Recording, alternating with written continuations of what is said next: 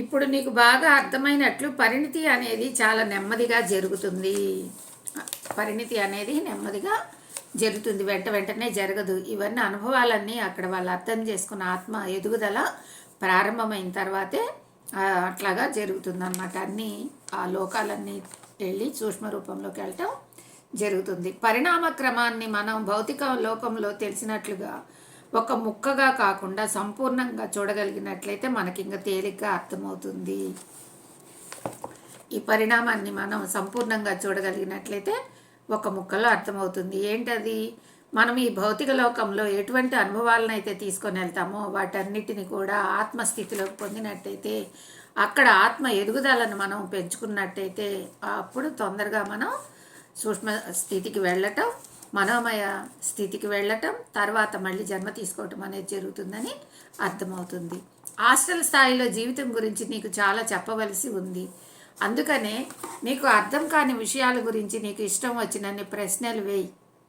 ఎప్పుడైనా మనకి ఇవన్నీ కూడా అంతా చిక్కు చిక్కు సమాధానాలుగా అనిపిస్తాయి, మనకు తొందరగా అర్థం కాదు. ఈ ఆత్మాయనం కూడా మనకు ఒకసారి ఈ బుక్ చదివినట్లయితే అర్థం కాదు, 1-2 సార్లు చదువుకొని మనం ఏదైతే విన్నామో ఆ జ్ఞానాన్ని తిరిగి తిరిగి తిరిగి తిరిగి మననం చేసుకోవటం వల్ల ఇది అర్థమవుతుంది. అంతా చిక్కు చిక్కుగా ఉంటుందన్నమాట.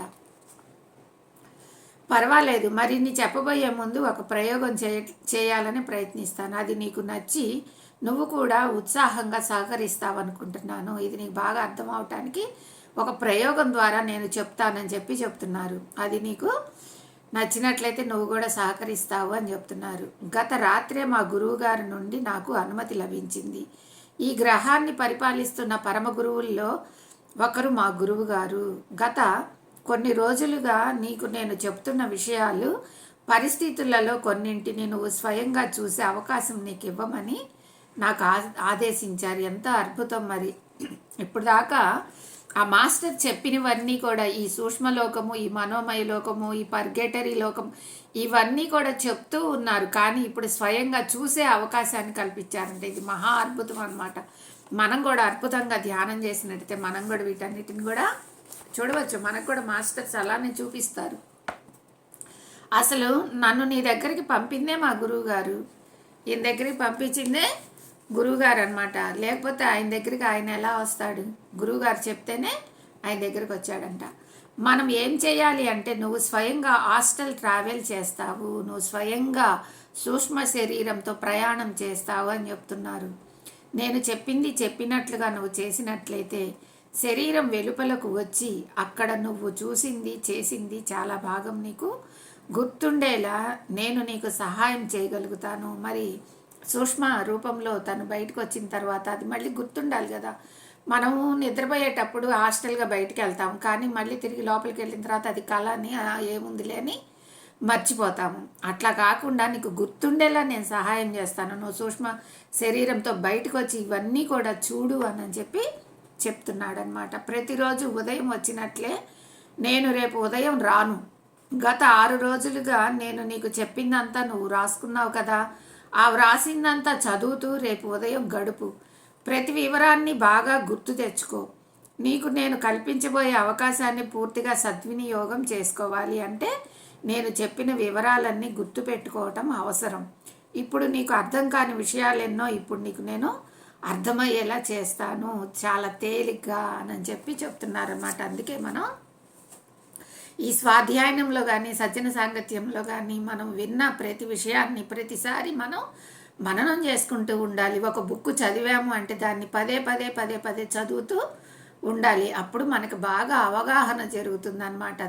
అది మనకి జరిగినప్పుడు ఇలా వెళ్ళాలా ఆ దారి. ఇప్పుడు మనం ఇక్కడ నుంచి మరొక ఊరు వెళ్ళాలంటే ఏ బస్సు వెళ్ళాలి, ఏ బస్సు దిగాలి అని చెప్పి నోట్ చేసుకుంటాము. కానీ అనుభవపూర్వకంగా వెళ్ళినప్పుడు ఇక్కడ వెళ్ళాలి అది మనం పదే పదే మననం చేసుకున్నప్పుడు అప్పుడు వెళ్తున్నప్పుడు ఈ బస్సు దిగాలి, మళ్ళీ ఆ బస్సు ఎక్కాలి, ఇట్లా వెళ్ళాలి, ఈ ప్రయాణం ఇలా సాగించాలని చాలా గుర్తుపెట్టుకొని వెళ్తాం కదా. ఇక్కడ కూడా అంతే అన్నమాట. ఈ సూక్ష్మ ప్రయాణం కూడా అలాగే ఉంటుంది. ఈ భౌతిక శరీరం నుంచి బయటకు వచ్చిన తర్వాత సూక్ష్మ శరీరం ఎటుకెళ్ళాలి, ఏం చేయాలనేది అన్నీ నువ్వు గుర్తుపెట్టుకో అని చెప్తున్నారు. అయితే ఇవాళ కానీ రేపు కానీ నువ్వు మాంసం తినరాదు, ఆల్కహాల్ తాగరాదు. నువ్వు సాధారణంగా చాలా కొంచెమే మాంసం తింటావు, ఎక్కువ తాగవు. ఆ సంగతి నాకు తెలుసు. కానీ కొంచెం కూడా ఆల్కహాల్ తీసుకున్నా నీకు మరింత కష్టమైపోతుంది. అంటే ఈ హాస్టల్ ప్రయాణం జరగాలన్నా కూడా ఈ దేహం శుద్ధిగా ఉండాలి, ఆత్మశుద్ధిగా ఉండాలి. మనం భగవంతుడిని ప్రార్థించేటప్పుడు ఎందుకని మడి కట్టుకుంటాము, స్నానాలు చేస్తాము, ఆత్మశుద్ధిగా వెళ్ళి భగవంతుడిని ప్రార్థిస్తాము. అట్లానే ఈ ధ్యానం కూడా అంతే. ఈ లోపల ఆత్మస్వరూపాన్ని దైవము అని మనం తెలుసుకొని ఆత్మస్వరూపాన్ని మనం బయటికి తీసుకొచ్చి మనంతట మనం దానిని దర్శనం చేసుకోవాలంటే దైవ దర్శనం అంటారు దాన్ని.